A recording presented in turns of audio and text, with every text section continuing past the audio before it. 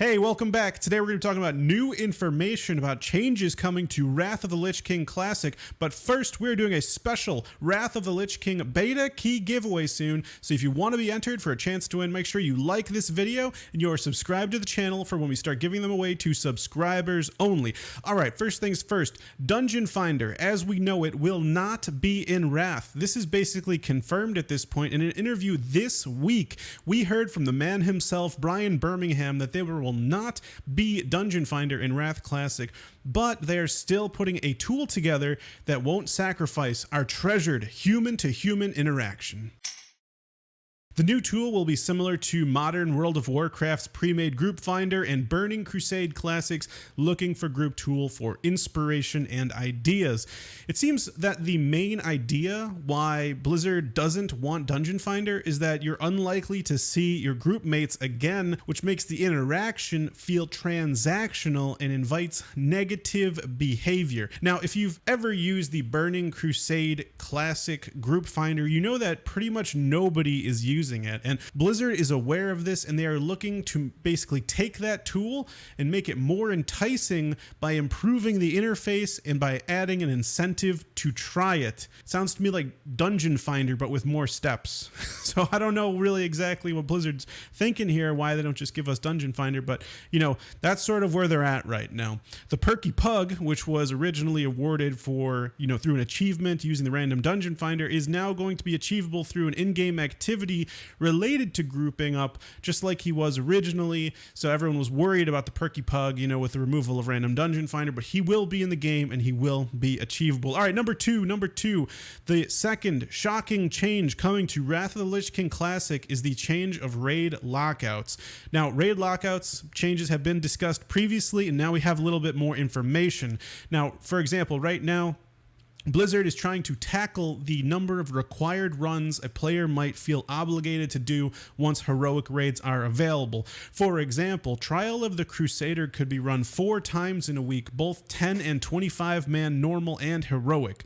So Blizzard is going to make normal and heroic modes share a lockout, but heroic versions of raids won't exist until the phase where Trial of the Crusader is introduced. So Blizzard is looking to try to make them activatable hard modes similar to Ulduar that could inherently make them share a lockout as they did in Ulduar. But that is still a work in progress, but that is so far what we know about those changes. All right, number 3, race change and faction change. Now, race and faction change services will not be available in Wrath of the Lich King Classic. This is a bummer for a lot of people, probably because this was a feature that was previously in Wrath of the Lich King. Now, the Blizzard team has mentioned that they are exploring various ideas on how to balance racial abilities. For example, every man for himself. Will to survive. Will this ability survive? I don't know. In the interview, Big B said that there are 2 things they're working on: the fantasy component and the balance component, right? Escape artist for gnomes, which, makes sense for gnomes because they're small enough to wiggle free of entangling roots, for example, and Tauren are big and have powerful legs with hooves to slam the ground really hard and stun everyone around them, right? So that's the fantasy component, but they also need to serve the players who want a level playing field and aren't all forced to play the best race in Wrath. For PvP, for example, it's humans, right? So that's the balance component. Now, they discussed a lot of potential options for balancing here, like mirroring abilities. Now, you remember in TBC, we had Seal of the Martyr given to Alliance to match Seal of Blood, which was considered the best retribution seal, right? So they mirrored there to match that. So maybe for Wrath of the Lich King Classic, we'll have Will of the Forsaken getting buffed to be the same as every man for himself, mirroring that incredibly powerful racial ability.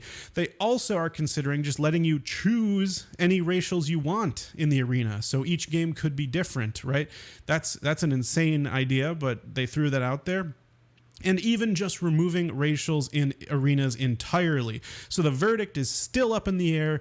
They haven't said exactly what they're planning, but these are some of the ideas that were shared in the interview with Brian and some of the options that were discussed. All right, number 4, crazy change coming up is faction imbalance and winter grasp. Now, winter grasp was a big reason for faction imbalance back in the day. It's very straightforward. Your faction can never win winter grasp in the raid. The Vault of Archivon is only unlocked through winning, so you decide decide to switch to the faction that wins winter grasps so you can finally go raid that dungeon. So you can see here why they may not be wanting to allow a faction change, because it would further increase that faction imbalance by making it easy to switch to the side that is winning. However, they have two ideas for potential fixes. Number one is making that tenacity stack go super high, like over 100 stacks. If you're not familiar with tenacity, it is a buff which the outnumbered faction gets to help even the odds. It increases your health, healing received, health regeneration, and damage, all by a percentage increased by the number of stacks. But it had limitations back in the day.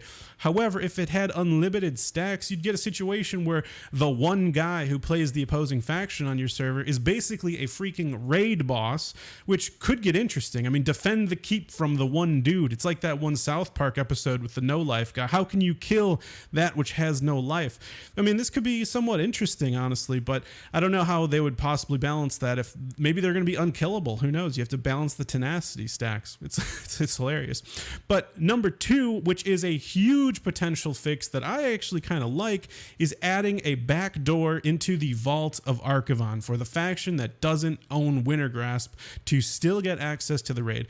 Now, this in my mind is an excellent fix because you need to do your lockout each week, and if you literally never own Winter's Grasp, you can never raid VOA. So this really solves that problem. And of course, for those of you that don't know, VOA is super important because it drops PvP pieces too. So you can gear up PvP sets through VOA. It's insane. It's like very important to go do your weekly raid out because you get a chance at getting a piece instead of farming battlegrounds or arena points or whatever. So it's an awesome raid.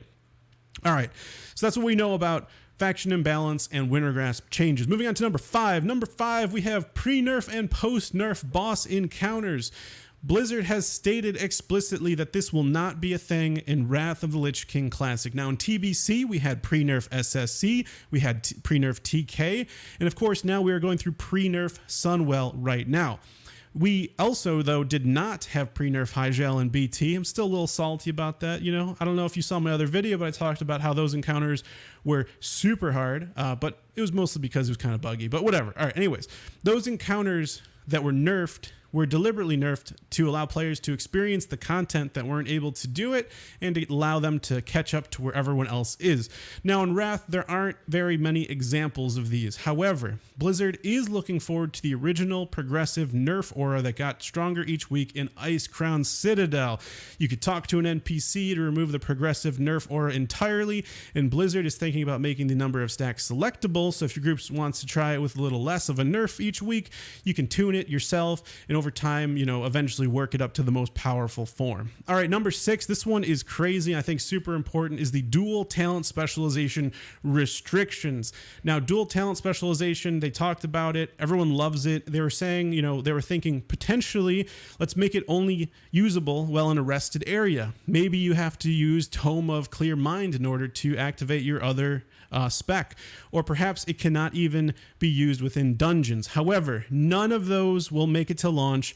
There will be no dual talent specialization restrictions. Hallelujah. That makes me super happy. I love dual spec. Who doesn't love dual spec?